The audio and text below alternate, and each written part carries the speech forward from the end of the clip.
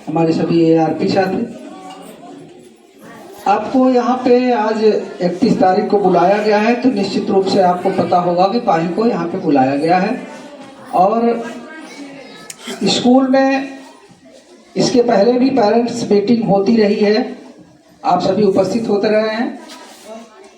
मैं एक बार फिर इस बात को दोहराऊंगा कि यहाँ मैंने जितने भी पेरेंट मीटिंग में प्रतिभाग किया है, इस रूप में उपस्थिति किसी भी विद्यालय में मुझे नहीं मिली।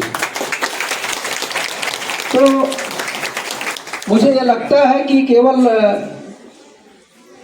आपकी नहीं, अध्यापकों की भी कुछ न कुछ यहाँ अपनी जिम्मेदारी का निर्वहन अध्यापक भी जरूर करते होंगे, जो आपको अच्छा लगता होगा, इसलिए आप यहाँ पे उपस्थित होते होंगे। और अगर आप यहाँ पे आते हैं तो निश्चित रूप से कुछ न कुछ ऐसी बातें इनके द्वारा जरूर ऐसी बताई जाती होगी जिससे आपको लगता होगा कि आपका जो बच्चा पढ़ रहा है कहीं उसका नुकसान तो नहीं होता है, हो रहा है। आपको लगता होगा कि नहीं, आपके बच्चे को अगर आप यहाँ पे भेज रहे हैं तो ये अपनी जिम्मेदारी का निर्वहन कर रहे हैं और आपके बच्चे को मेहनत कसी के साथ पढ़ा रहे हैं। और मैं आपको भरोसा दिलाता हूँ इस बात का कि अगर आप नियमित रूप से अपने बच्चे को, आपको करना केवल 2 काम है। पहला काम तो यह है कि आप अपने बच्चे को नियमित रूप से स्कूल भेजें। दूसरा काम यह है कि जब बच्चा आपके घर स्कूल से वापस जाए तो आप केवल इतना पूछे कि आज कुछ पढ़ाया लिखाया गया कि नहीं। और इसमें तमाम लोग हैं, संभव है कि उसमें सभी लोग पढ़ने लिखने में माहिर ना हो, लेकिन इसके पहले भी मैं कहा था, आज फिर कह रहा हूं कि अगर आपको पढ़ना लिखना नहीं आता है, आप नहीं पढ़े लिखे हैं, लेकिन बच्चा ये नहीं जान रहा कि आप कितने पढ़े लिखे हैं। बच्चे के सामने आपकी उम्र ऐसी है कि आपको लगेगा बच्चा ये समझ सकता है कि आप पढ़े लिखे हैं। तो आप बच्चे से केवल ये कहो आप कि क्या पढ़ाया गया है, जरा हमको कॉपी दिखाओ। तो ये नहीं समझेगा बच्चा कि जो सवाल लगाया है गलत लगाया सही लगाया है, लेकिन उसके ऊपर प्रेशर जरूर आ जाएगा कि हमारे अभिभावक हमसे ये पूछते हैं। जैसे आज मैं उदाहरण बताऊं कि मैंने अपने बच्चे को दिया, गणित दिया लगाने का, कहीं का पेपर था, मैंने कहा कि लो इसको मैं आता हूँ लगा के तुम रखना, आऊँगा मैं देखूंगा। मुझे नहीं, वो गणित थी, सारी गणित तो सबको नहीं आएगी, मुझे भी नहीं आती थी।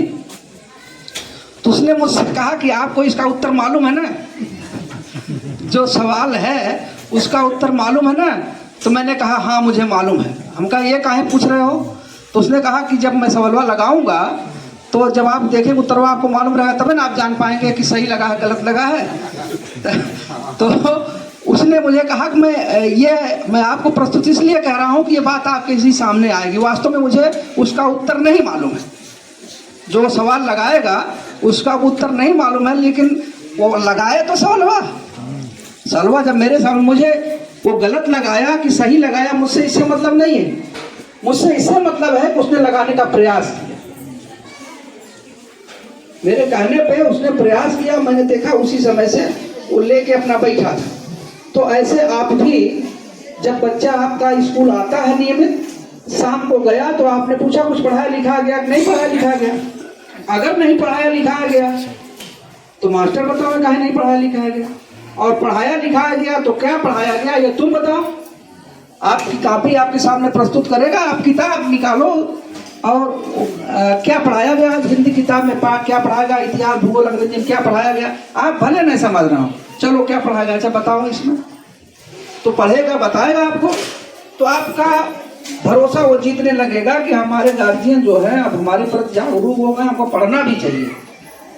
अभी भी तमाम बच्चे ऐसे होंगे जो स्कूल में आते हैं, केवल उनका आना ही काफी, उनको लगता है कि हम जा रहे हैं बस इतने काफी, घर कोई बोलने वाला है नहीं, तो हम यहाँ आए, घर चले गए, चलिए काम फिट है, वहां से खा के आए, यहाँ से खा के गए, झोला रख दिए। तो जिम्मेदारी आपकी इतनी है कि आप स्कूल के बच्चे को भेजिए और शाम को एक बार केवल इतने पूछे आज कुछ पढ़ाया गया नहीं पढ़ाया गया और क्या पढ़ाया गया, 2 मिनट में खाली उसको दिखा, आपको जरा कॉपी दिखाओ, रोज देखते रहिए। उसके बाद 15 दिन बाद उसका फीडबैक आप देखेंगे तो रेगुलर हो जाएगा। एक दिन कहेगा कि अपने कहेगा देखिए आज ये पढ़ाया गया, अपना बच्चा कहेगा कि आपको कहने का अवसर नहीं दे। तो इतने लोग जितनी संख्या में उपस्थित है, मुझे ऐसा लगता है कि आप अपने बच्चों के प्रति उत्तरदायी भी हैं और जिम्मेदार भी हैं, इसलिए आप लोग आए हुए हैं। तो अगर आपके बच्चे की कोई कमी दिखती है, पेरेंट मीटिंग बुलाने का एक उद्देश्य होता है कि आपकी बात हम सुने, हम अपनी बात आपसे कहें।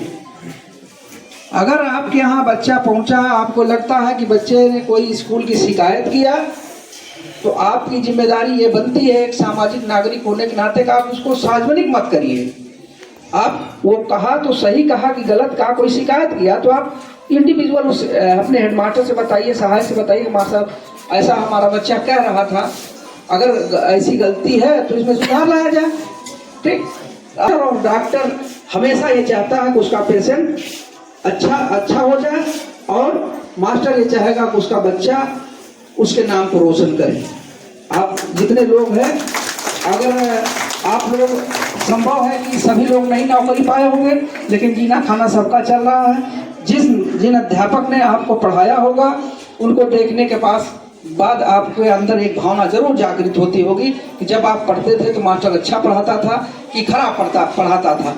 आपको अपनी गलती का एहसास होता होगा जब वो अच्छे पढ़ाते थे, आप नहीं पढ़ते थे, और इस बात का मास्टर को भान इस समय है यहाँ पे। इसलिए अपनी जिम्मेदारियों को निभाने के लिए आप लोगों को यहाँ बुलाया गया है। आप लोगों से कुछ अपेक्षाएं हैं इन लोगों की, और आपकी भी जो अपेक्षाएं हैं आप इनसे कहेंगे, ये आपसे कहेंगे। तो आपकी इस उपस्थिति को मैं नमन करता हूं, और ये अपेक्षा करता हूं कि आने वाले समय में भी आप विद्यालय का भी सहयोग करते रहेंगे, नामांकन में सहयोग करेंगे, उपस्थिति में सहयोग करेंगे, पढ़ाई लिखाई में सहयोग करेंगे। उससे ज़्यादा सहयोग ये करेंगे कि विद्यालय में जो सामग्री है उसकी चोरी न हो, और इसके प्रति आप जिम्मेदार रहेंगे। और विद्यालय में ढेर सारे डॉक्यूमेंट भी मांगे जाते हैं। आपको लगता होगा अभी अपार आईडी बनाई जा रही है, नाम आप लोगों के थोड़ा पता लगेगा।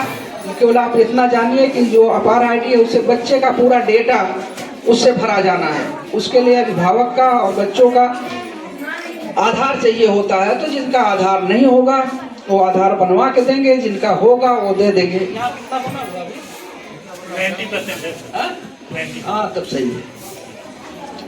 तो आप लोगों ने दिया है, इसीलिए यहाँ की स्थिति ठीक है। तो एक बार पुनः मैं आप सबको प्रणाम करता हूँ, और अध्यापक लोगों का इस आशय का धन्यवाद कि आप लोगों ने ऐसा कार्यक्रम आयोजित किया है और इतने लोगों को जोड़ रखा है, और ये सिलसिला आगे भी ऐसे बना रहे, ऐसी मेरी शुभकामना है।